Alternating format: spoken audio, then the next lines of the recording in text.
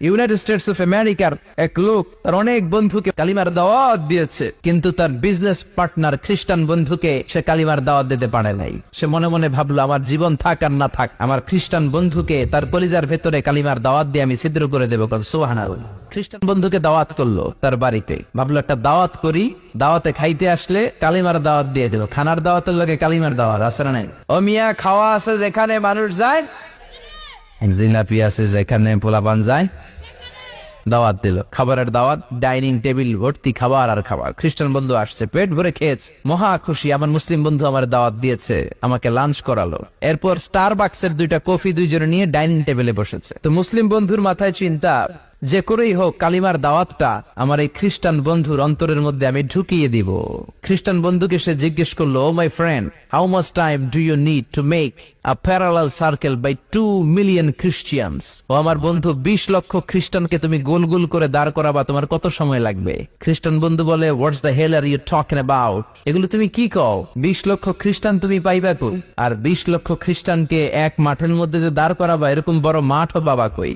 মুসলিম বন্ধু বলে, for an example, ধরে নাও, উদাহরণস্বরূপ, আমি যদি তোমাকে বিশাল বড় একটা স্কয়ার দেই, মাঠ, আর 20 লাখ খ্রিস্টান এনে দেই, 20 লাখ খ্রিস্টানকে এরকম গোল গোল প্যারালাল সার্কেলে তুমি দাঁড় করাবা, কত সময় লাগবে?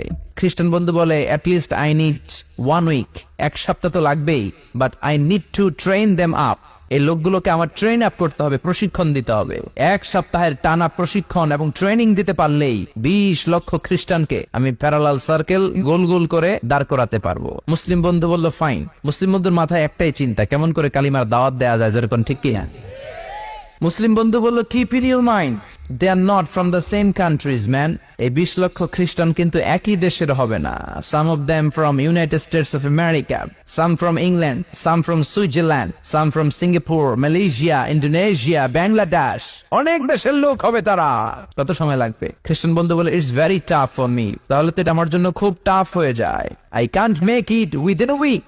1 সপ্তাহে এটা করা আমার পক্ষে সম্ভব। I need 2 weeks. আমার 2 সপ্তাহ লাগবে। কয় সপ্তাহ? 2 সপ্তাহ লাগবে।